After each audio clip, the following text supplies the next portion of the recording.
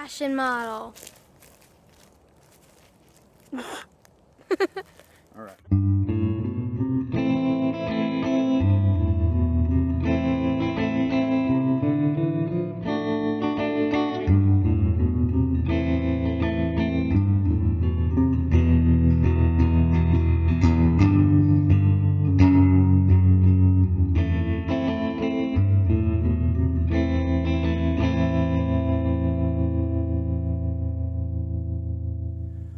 All right. Well, we are out here at Colt Creek State Park, me and the Minion. We are about to hit the trailhead, which is right over there. We didn't realize that apparently they had a prescribed burn here yesterday. So part of the trail we were going to hike is closed. So instead of doing a loop, we're doing a out and back. So anyway, we're going to get started. It is 11:52 a.m. Again, they didn't tell me they were having a prescribed burn, so I planned on us being in the shadier part of the trail throughout the heat of the day. But now we're going to be in a slightly more open one, but we got plenty of water, and we're going to get going.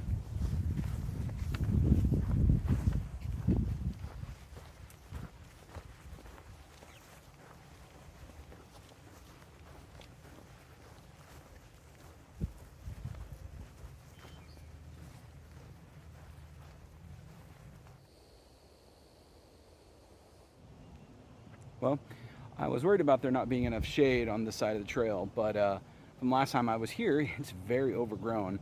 As you can see behind me, she's over there taking pictures.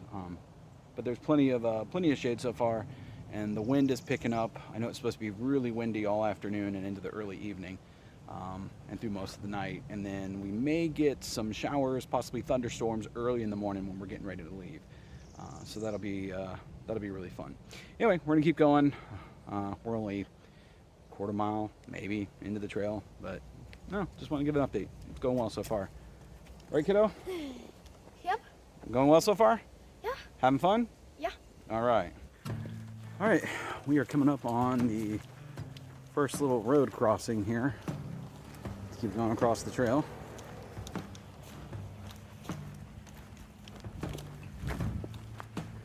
Pretty sure that's where the new car camping sites are. But we're gonna cross here and keep going.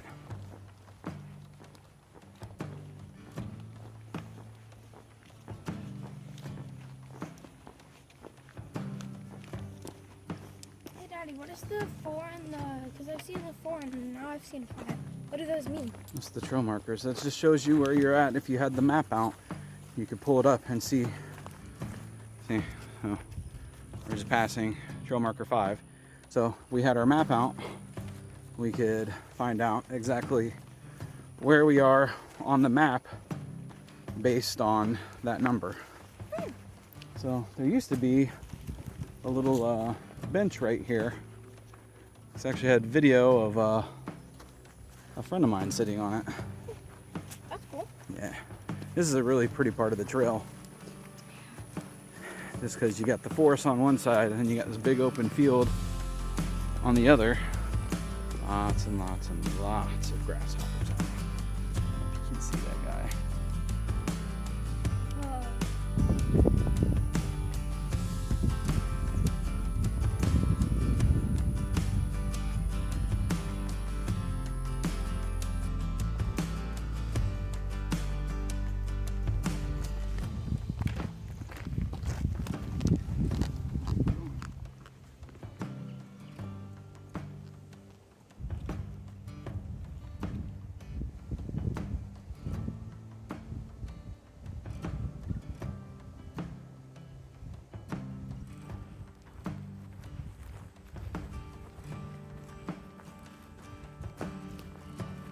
You hot, kiddo?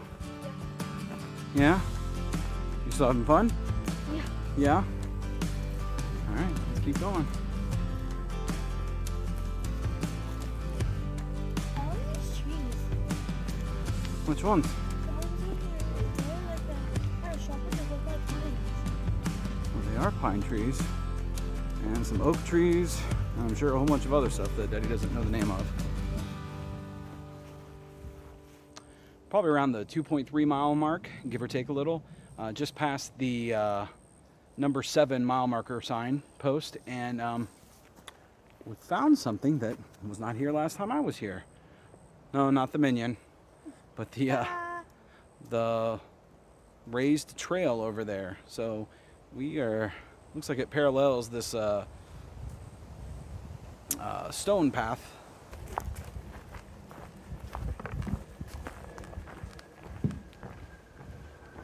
Wonder why they made this path.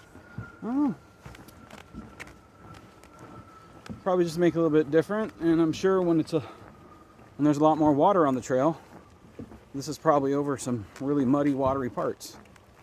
This is probably a place where people can eat. Like suddenly it got bigger right here.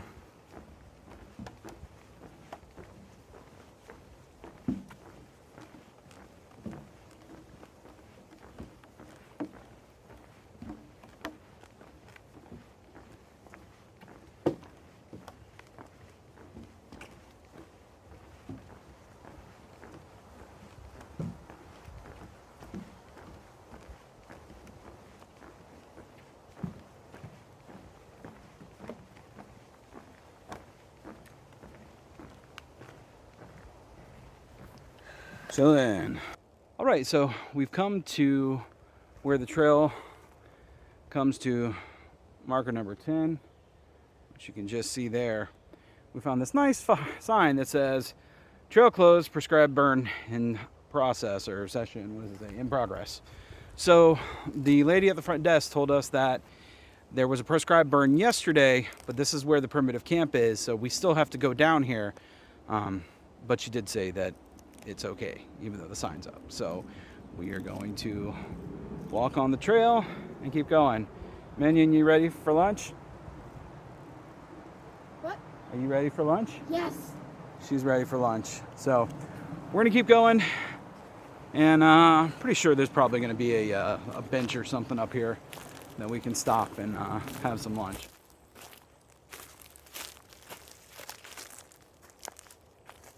Your face is dirty. Thanks.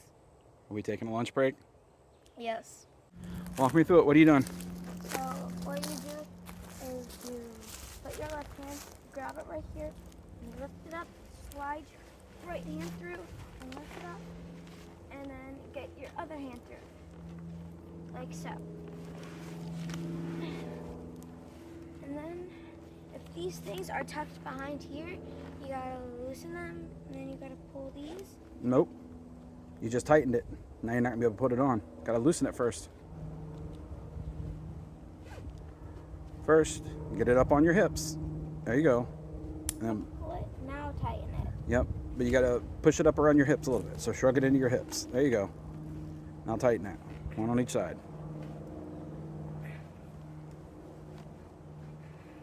Keep going. It's not tight enough. All right.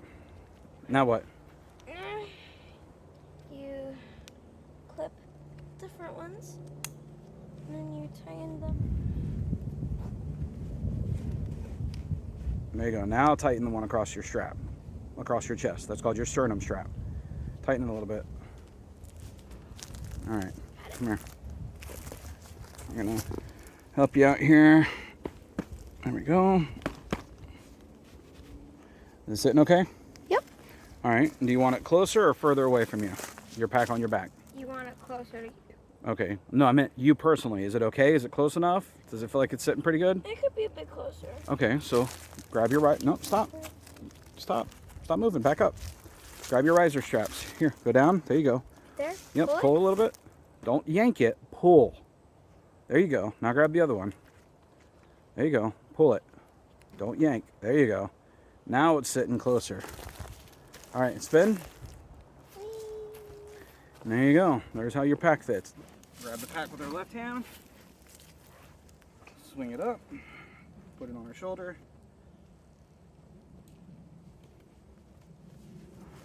Put the other arm through.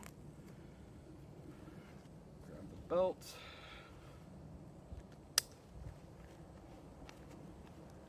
And tighten it a little bit. And then turn our straps. Not back down a little bit. All right.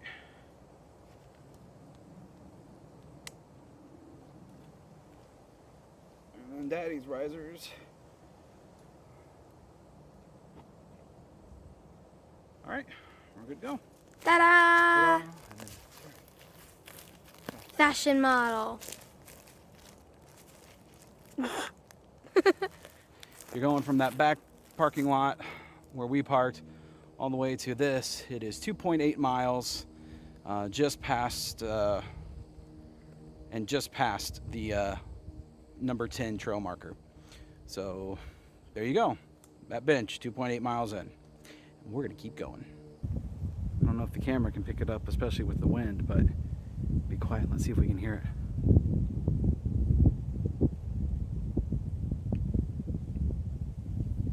Pretty cool, huh? That low-grade buzzing sound. Yeah.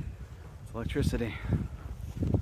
Luckily, only a very small portion of the hike is next to these power lines.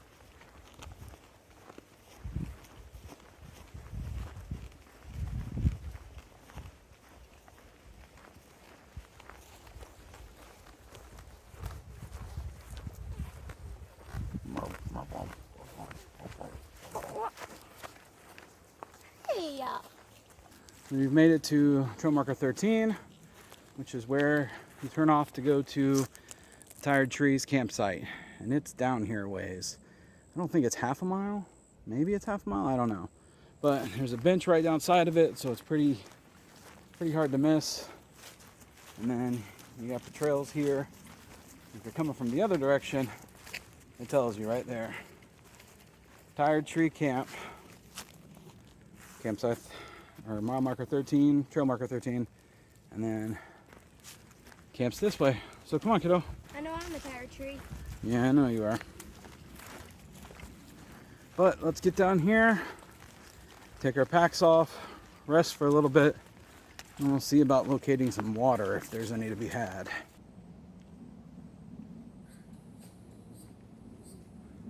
To Tired Tree Primitive Camp. We are registered, so we are good to go. Hasn't changed much since the last time I was here, except now there's a wood bin, which we paid for wood. I think it was $10 for 16 pieces. We're not going to use that much, but we've got it if we need it. This is it? This is it. I know. It's good to be home for the night. So are there no other campsites, or is this the Nope, that's it. Just this one. only... So no other campers. No noisy neighbors. No noisy neighbors, except for the coyotes. Dun, dun, dun. Da-da-da, that's all right, they won't come near us. In our search for water, it has brought us to the most Florida of all Florida watering holes. I've been here a number of times, and the sign has always been there. But this fencing is new.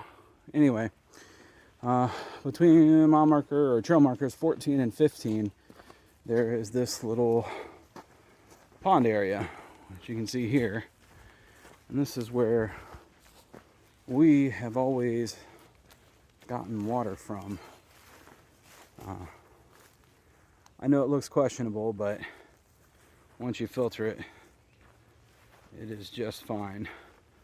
The problem now is going to be getting in there and getting water, which I'm going to attempt to do very quickly.